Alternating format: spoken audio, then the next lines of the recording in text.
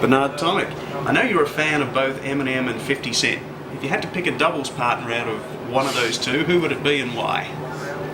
I'd have to say Eminem. He's probably been my music idol growing up, and I think we'd get along into the doubles court. You probably have pretty good hands too. I imagine so. How has life changed for you since reaching the quarterfinals at Wimbledon? Not a lot in that way, but it's definitely opened up a lot of doors for me, and shown what I can play against these boys now, and it's got me into a lot of tournaments now where I can play and reach my ranking up and get even higher to the end of the year. You're the youngest member of the top 100, and you're at a career high, just under your career high at number 62 in the rankings at the moment.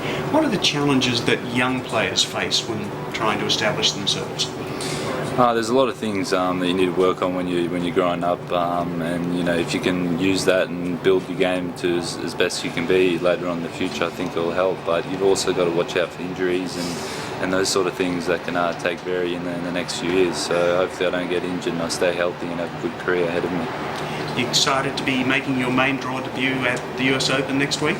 Oh, absolutely. First Grand Slam to play in the main draw, and it's down in Flushing Meadow, so give it a shot and hope for the best.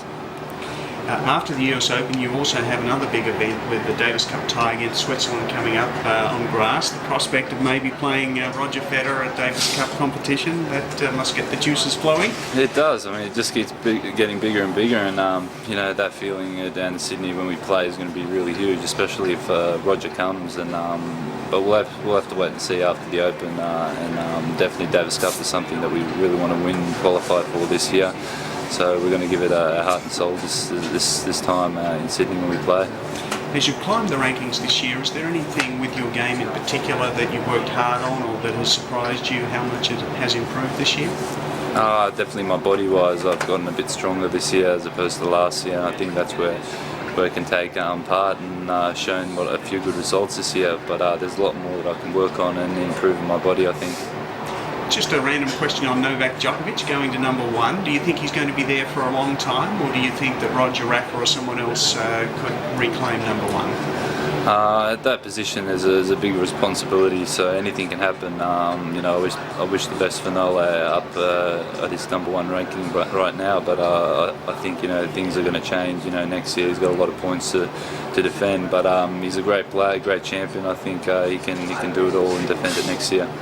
You talk about a big responsibility of being number one. You yourself are the number one Australian. Has that meant extra work, extra profile for you?